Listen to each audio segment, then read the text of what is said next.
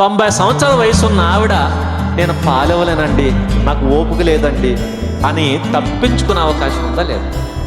ఉంది. పాలివ్వలేనని తప్పించుకోవచ్చు, పాలిచ్చే శక్తి లేదని చెప్పొచ్చు. పోనీ ఎవరు ప్రశ్నించరు, నువ్వు ఎందుకు ఇవ్వట్లేదమ్మా, పిల్లల్ని ఎందుకు చూసుకోవమ్మా అని ఎవరు అడగరు. ఎందుకంటే ఆ వయసులో కనడమే ఎక్కువ. కనీసం తర్వాత వదిలేయచ్చు, కానీ వదలట్లేదట. పిల్లలకు పాలు ఎవరు ఇస్తున్నారు? ఆవిడే ఇస్తుందట. ఎందుకు ఇస్తుంది? 90 ఏళ్ల వయసున నీకు అవసరమా అంటే ఆవిడ అంటది అవసరం.